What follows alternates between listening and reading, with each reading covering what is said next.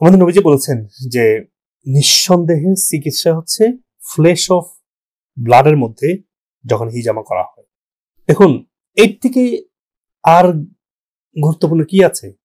এবং আমাদের যে ইমামগণ, ইমাম আহমেদ, ইমাম হাম্বলি, ইমাম হানাফি, তারাও হিজামা নিয়ে অনেক কথা বলেছেন। এবং আগের যে নেশন ছিল, আদিকার যে জাতি ছিল, তাদের মধ্যে হিজামা প্রচলন ছিল। আজকে ইউরোপে, রাশিয়াতে, চায়নাতে হিজামা একটা মেজর ট্রিটমেন্ট প্রসেস। ইউরোপে, আমেরিকাতেও দ্রুত স্প্রেড হচ্ছে, এবং আমেরিকাতে আমি দেখেছি আমাদের আশেপাশে প্রচুর ক্লিনিক আছে। এখন হিজামা যেটা করে, আপনার শরীরে যে টক্সিন যে জমা হয়েছে, সেই টক্সিনকে কমপ্লিটলি ওখান থেকে বের করে নিয়ে আসতে পারে। যখন আপনি নেগেটিভ প্রেসার দিয়ে যখন কাপিং করা হচ্ছে, তখন ওখানে যে টক্সিন গুলো যে ব্লাড ভেসেল বের করে, তখন সেখানকার যে টক্সিন গুলো ব্লাড ভেসেল ভেঙে এই নেগেটিভ প্রেসারের মাধ্যমে এটা চলে আসছে আপনার কাপের মধ্যে। Isn't it so amazing? আপনি literally you cleaning your all the mess and toxins and trashes. Please do that. আমি ডাক্তার হওয়ার আগে থেকে এটা করতাম। আমি যখন ডক্টরেট স্টুডেন্ট ছিলাম তখন থেকে এটা করতাম। আমি এখনো সুযোগ পেলে করি, যদি সময় পাই না। আপনার যেখানে আছেন, ইউরোপে, আমেরিকাতে, মিডল ইস্টে, পৃথিবীর সব জায়গায় লোকাল কমিউনিটিতে কিছু হিজামা স্পেশালিস্ট আছে। আপনারা সপ্তাহে একবার, না পারলে 2 সপ্তাহে একবার আপনারা হিজামাটা করবেন। এবং হিজামা করার পর একটু ব্রুজ হবে, ডিসকমফোর্ট হবে, এটাই স্বাভাবিক। কিন্তু মনে করেন ডিজিজ তো আরো অনেক বেশি ডিসকমফোর্ট, আরো অনেক বেশি পেইনফুল, তাই না?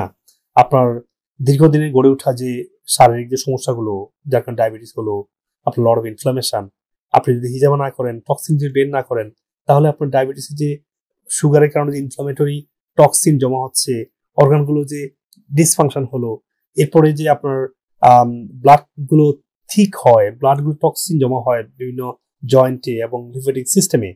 এখন লিম্ফেটিক ক্লিনজিং হিজামার থেকে ভালো কিছু আছে বলে আমার জানা নেই।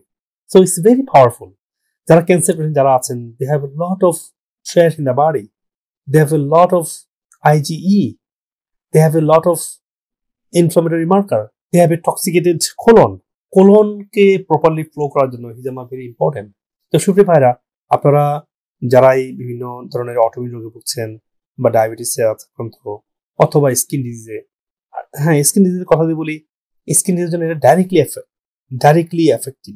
স্কিন ডিজিজের জন্য এটা ডাইরেক্টলি ইফেক্টিভ। কারণ কি, আপনি স্কিনে যে টক্সিন জমা হচ্ছে, যার কারণে অটোইমিউন রিঅ্যাকশন হয়ে অটোইমিউন ডিজিজগুলো হচ্ছে, আপনি স্কিন থেকে টক্সিনটা ইজিলি বের করে নিয়ে আসতে পারতেছেন আপনি হিজামা করার মাধ্যমে। এবং হিজামা করার কারণে যে আপনার ব্লাড সার্কুলেশন বাড়ছে আছে স্কিনের মধ্যে বা ব্লাড ভেসেলের মধ্যে, অর্গানগুলোতে, এটা ছাড়াও যে collagen production is very important. আপনি হিজামা করলে যখন টক্সিনটা বেরিয়ে আসবে, তখন কোলাজেন প্রোডাকশনটা বাড়বে। এতে করে আপনার স্কিন হিলিং হবে, আপনার শরীরে অন্যান্য যে রোগগুলা হচ্ছে বা হয়েছে, বা আপনি লো এনার্জি ফিল করছেন, আপনি সবসময় পেইন ফিল করছেন, দেখবেন আপনি একটা মেজর চেঞ্জ পাবেন ইনশাআল্লাহ। তো হিজামা নিয়ে রিসার্চ আছে কিনা, এটা সায়েন্টিফিক কিনা, এটা নিয়ে অনেক স্টাডি হয়েছে, গবেষণা হয়েছে। তো খুব বড় টপ জার্নালে পাবলিশ হয় নাই। বিগত টপ জার্নালগুলো হচ্ছে যে ড্রাগের জন্য, এগুলো হচ্ছে মেডিকেল রিসার্চের জন্য। কিন্তু এটা যেহেতু মেডিকেল ড্রাগ না, এখানে কোনো এমডি ইনভলভ না, এখানে কোনো ড্রাগ ইনভলভ না, এটা নিয়ে কোনো গবেষণা করে এটা বড় পাবলিকেশনে পাবলিশ করার সুযোগ নেই। কিন্তু এটা নিয়ে অনেক স্টাডি আছে, অনেক গবেষণা হচ্ছে। এগুলা আমি এই ডিসক্রিপশনে আপনাদের দিলাম, আপনারা একটু পরে দেখুন। আশা করি সবাই হিজামা করবেন, সুস্থ অসুস্থ যে কোনো রোগ থাকুক না কেন। আপনার হিজামাটা সপ্তাহে একদিন, 2 সপ্তাহে একদিন, অথবা মাসে একদিন, ডিপেন্ডিং করে আপনি কোন পর্যায়ে আছেন। প্রত্যেকটা মানুষই হিজামা করতে পারেন, এবং পৃথিবীর যে প্রান্তে আছেন আপনার হিজামা করার সুযোগ আছে। আপনারা সবাই ভালো থাকবেন। তারপর একটা কথা বলি, এটা একটা সুন্নাহ। শুধুমাত্র আপনি সুস্থ হবেন তা না, আপনি এর মধ্যে একটা সুন্নাহ পালন করলেন, তাই না?